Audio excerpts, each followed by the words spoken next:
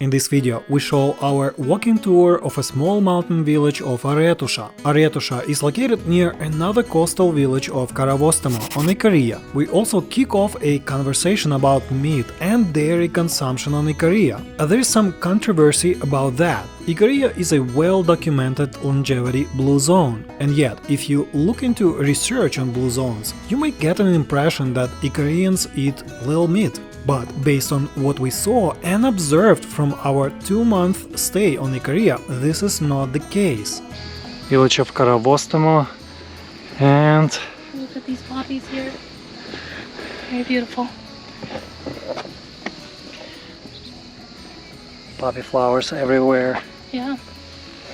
And we're walking to Arethousa. That's the village. It's a small village up from Karavostamo, I guess down. And there's what's the famous part of it is this church, and it has a huge bell tower, and we'll see when we get there. Yeah, there's a story, interesting story that our host told us, but we're gonna leave that until we get there and show you and tell you. Maybe you can guess what happened. Yeah. So it's kind of intriguing. I didn't realize that until she told us. And when she told us, that's when we decided to go. Yeah. Because it's an hour's walk up the mountain. Yeah. Hopefully there'll be some water there. But there's also a mini market, so and a cafe as well. You can hear the crickets. So many of them here. Actually, since we came here in May, I can definitely tell the climate is changing. is changing. Because it's getting hotter. I think the water evaporates and it's much more humid here compared to when we came. It was very dry. I was like, wow, is it always dry like this? Yeah. But yeah, it's changed. But it's pretty humid now. But not as humid as when the rain was here. True. You can see the church. So the church is named after Anargiri brothers. They were, I think, doctors? Doctors, yeah, who went to Asia Minor to treat people for free. Asia Minor, it used to be called Turkey. Like modern day Turkey. So our host told us that these mallow plants are used here for coughing, for coughing up phlegm. I think she told us about the flowers, I think. Yeah, the flowers. Collect the flowers and make a tea. But I know that, in Italy we also try these flowers in a tea which turned the tea bright blue. Oh, right. Very beautiful and natural dye. So it was the same tea pretty much. Yeah. And these seeds, I've eaten them before and they're very mucilagenic. And they're good for ulcers, stomach ulcers. And they like very slimy? Very slimy. And isn't that because of omega-3s? Probably because of omega-3s, yeah. I've noticed that the plants high in mucilage have high omega-3s, which goes for like plants like purslane, Fern. And I've read online about the omega-3 part. But I know purslane especially is high in omega-3s as far as plants go. So here's a better view of Karavostamo up top. You can see the goat there. They scream sometimes. Somebody keeps goats right there. Yeah. There's like a old-fashioned small stone shed. Yeah, maybe historic. They probably are stored there for the night. And what is it called when they scream? Is that bleating? I think it's called bleating. I have no idea. I've heard of the word bleat before. So maybe that's what they do. But maybe it goes for sheep, so I'm not sure. But they're similar. Even their meat is... The meat, yeah, is similar in taste. There they are. Yeah, they are. So are they bleeding? I wonder what it's called. I'm going to look it up afterwards. Sinning.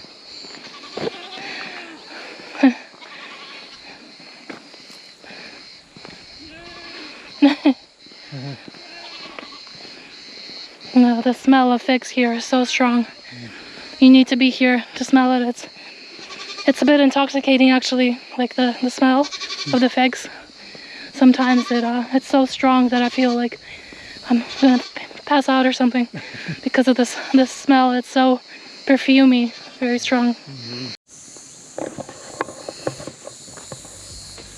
So now the million-dollar question is about the meat and consumption of meat in Icaria, like how much they add, and was it a significant factor in the longevity? Yeah, that's the question because, well, there are many different interpretations of that question, right? Like, what first is meat a thing that has to do with longevity, or is that just a confounding factor? It doesn't have anything to do with it, and all the other factors have to do with it, right? Such as exercise, maybe something in the air, in the soil here that's special. But and the fact that they eat a lot of wild greens. But the fact remains that you need to figure out all those factors, and one of those factors is meat, which a lot of people that analyzed longevity here, they say that that's a factor. Because in other societies with longevity, they also like have less meat for some reason. So the question becomes is, so we noticed that there are graphs, like if you go to Blue Zones project website, there are graphs that say people that are all senior and live to 100 or something, that they consumed very little meat on Ikaria, and they cite something like 5, maybe less than 10%. I don't know of what, calories or maybe calories. Yeah. Probably calories. And yeah, so the question becomes, is this really true, and is it really the main factor in longevity? And I guess the first thing you have to say is that they're not vegan, right? So they eat meat, and they eat a lot of dairy from the goats. So that's like the first thing that you have to notice, that they lived long, but they didn't have a strict vegan diet. And even before, they like even in the hard times, I guess, not considering the World War II, but they had goats, they kept them, and they ate meat whenever possible. They also had cheese, and that was an integral part of their diet. Not so much fish, which we discovered. Yeah, they said, well, our host said, talking about the people who lived before here in the mountains, she said that they would go fishing only during the summer. Yeah, and I bet that not everyone could fish. Like you need a boat. Yeah. And it's a matter of luck as well. It's not like you go cast a net and it's guaranteed that you're gonna catch. We saw in Magonitis a fisherman coming back in the evening, and he only carried one fish. Yeah, so it's not, as I said, not guaranteed. And they didn't have motorboats back then. Oh, right. So they had to use their bodies. Rowboats. So you would expand a lot of physical energy to catch the fish. So you need more calories that way. And another thing is, like, we asked present-day Ikarians, and I bet that's also extends to people who are living to 100, perhaps, to some extent. Yeah, I mean, it's not confirmed, we're not sure, but that they eat meat, and they eat frequently meat. Like especially the family that we talked to. We don't know about the centenarians, how they eat, how much they eat, but availability of meat and ability to raise goats is better than ever. Yeah. And it's not like anyone is stealing like during World War II. And yeah, so they have kids, they have grandchildren who also have their own farms and keep animals. So they can always like share, even though like the centenarian doesn't necessarily is capable physically maintain the extensive farming operation for himself or herself. They still have availability. But we also found out that it's not that they chose to eat like a plant-based diet. They just didn't have the means of eating a lot of meat back then. So because it's easier now. So it's not like they chose it. So whenever they had the opportunity, they wouldn't restrict their intake of meat. But I guess the what I discovered, and I'm becoming more and more convinced that pirates were one of the main factors behind all this, because it forced them to flee the beach areas close to the water into the mountains and live off what was available in the mountains. Yeah, the olives. And they had to cultivate veggies there, and availability of wild greens, especially strong herbs that have a strong effect. It was abundant. Like we know from our experience, there's certain savory plant. It tastes like oregano that we would like to. We'd like to pick it and brew it as a herbal tea. You can't find it anywhere here, like close to the beach. Only if you go up in the mountains, it grows there. But in any case, everywhere in Icaria, they grow a lot of different vegetables. So it's not a desert island by any means. And they know like all these wild greens, like for instance that fern that our host just kind of picked it up and gave us. So they know about these plants. They know their properties and health benefits, and they actually use them to this day. And they're very abundant on this island. So even in the winter, there are plants growing that they can eat. But interestingly, they said they would eat olive oil in the past in this region, but it wasn't a lot. So it's all a matter of, you know, coming here, seeing it for yourself, hearing it for yourself, you know, understanding what actually happens and deciding for yourself. And as far as the meat goes, right now they eat a lot of meat. Every day they have meat, and there are actually too many goats right now on the island, so they have no problem with culling them and eating them. We found some sheep here. So somebody keeps a sheep on their farm. And the reason we're talking about like the past Ikarians, because there was a bishop from Samos, the nearby island, who visited in 17th century, I think. 400 years ago. He visited and he noted the longevity of Ikarians back then. So it's something that's been going on for a while and still is going on. There was a woman who died recently at 113 in the Arethousa. She was still making to that day. She was weaving carpets or something, clothing. And she was pretty active and was capable of doing physical work. So we have arrived in Arethousa. It's a very nice village, very peaceful here. The climate is different too. There are cypress trees like in Italy and Tuscany. It's amazing. Lots of gold. We found a carob tree. Maybe we'll film it when we pass by again. And we're going up to the church, and we'll tell you on the history of what happened there. We're almost there. Yeah, it's very beautiful. But supposedly there's a mini market here, and they always close at 3. But maybe this one will be still open. It's 2:30 right now, maybe 2:40. Beautiful flowers. There's probably a school here.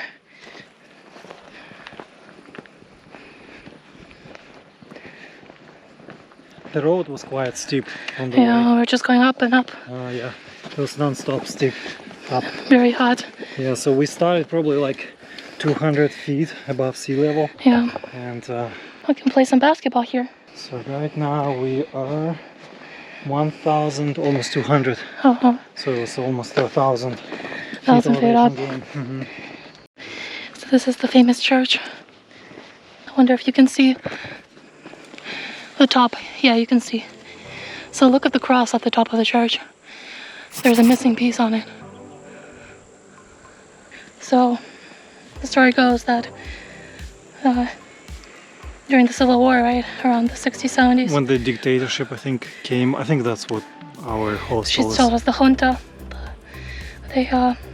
So there was a leader, and he bombed, or what was it? Not bombed. He had a handgun or gun, and he was target practicing with the cross, and so eventually he got one piece side of it, and it's gone. But it still remains whole, the church, so he didn't get his way. So it's a very interesting story. Maybe we'll read more about it afterwards. There's even a bathroom here. Maybe we'll find some water here. The store was closed, but maybe it opens up when you ask them. Oh, it's open. Very interesting.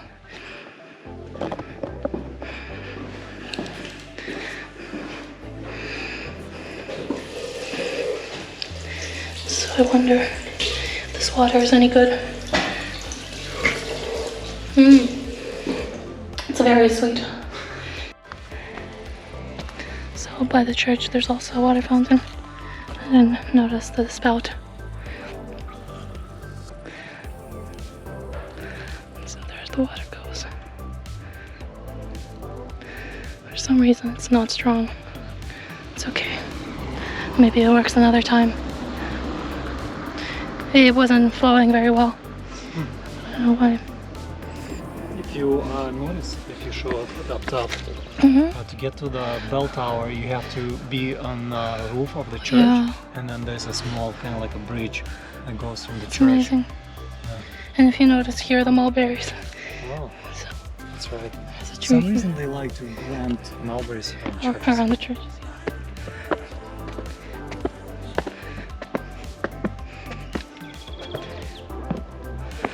Look at that mosaic. Amazing. Very beautiful. There's a peaceful bench.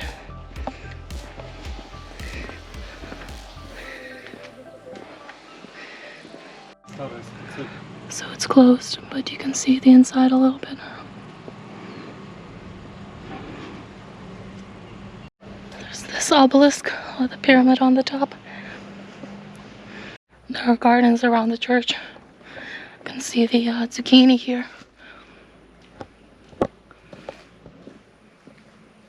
And lots of mulberries.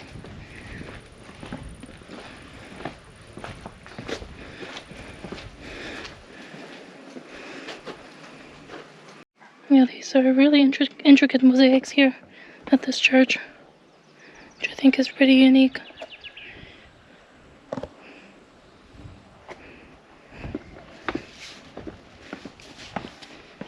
So this road goes on. There's something else up there. So maybe it's another town. There's a name there.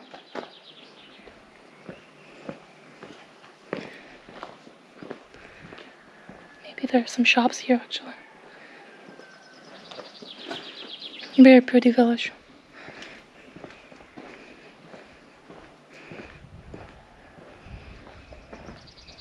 But the way back is going to be easy. Just continue down the road. No more uphill. I think that's kind of the end of the village probably. I don't see anything else there. Massive fig plants. Our host said August will be the time for figs.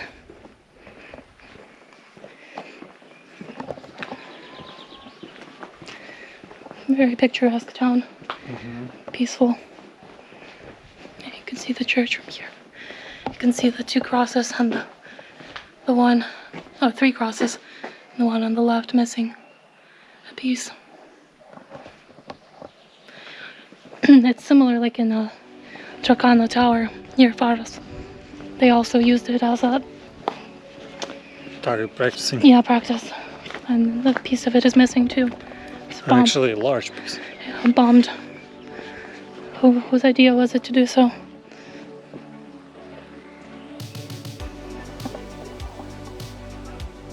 Very busy cat.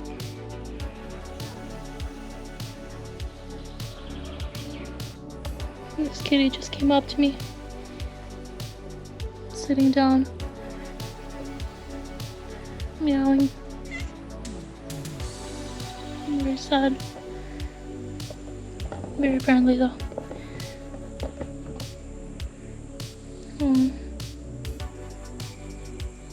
Yeah, if you visit Ikaria for a long time, you should buy some cat food. And then you'll be friends with all the cats around the island.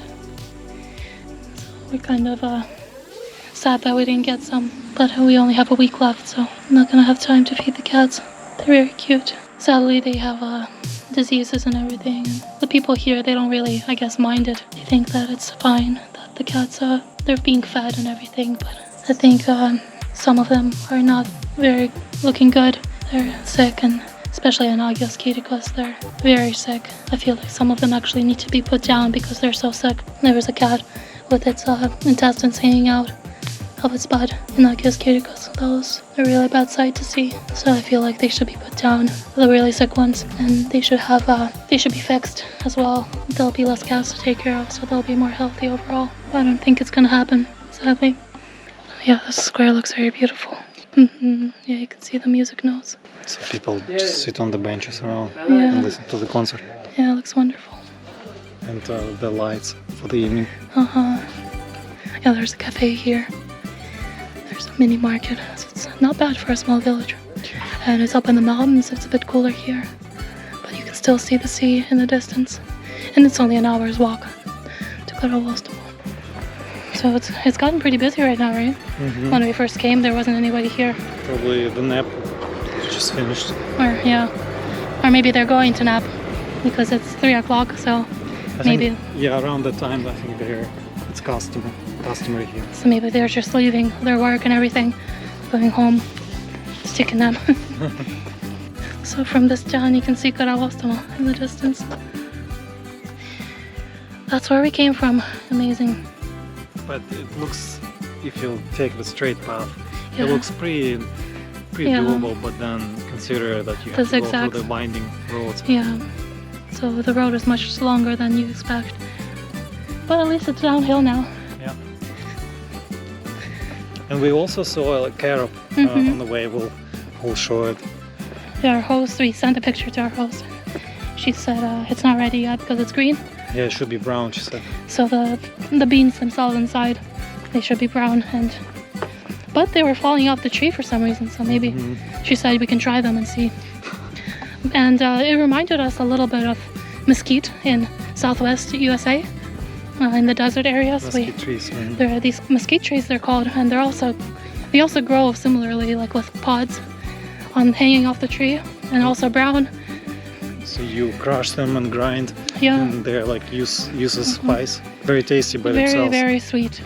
But carob seems to be very similar. It's just a little bit different, a little bigger. So here's the carob tree. You can see the hanging pods.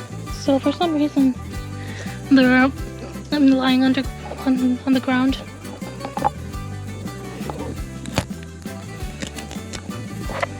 Yeah, so there they are. These pods. Hard to open a little bit. But they're not ready yet, not ripe. But you can see the beans, and it's very, very sticky. The taste, it's very astringent, but it tastes just like a pea, like a fresh pea. Not sweet, just like a pea. So it doesn't taste like carob to me. Yeah, it's probably just need to ripe first. But delicious. Ripen. There's a goat that's... I'm not sure, maybe it's a sheep. Yeah, it's off tune for some reason. Like that, yeah. Maybe we'll capture it here. It was very, very funny. Here are the goat. Maybe they'll sing something for us. There's a baby. The famous Ikarian goats. There's a small one there.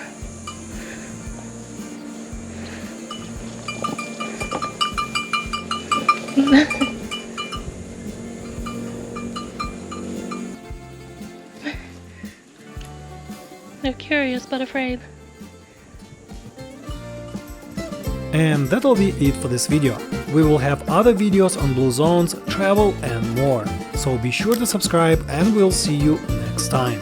All the best!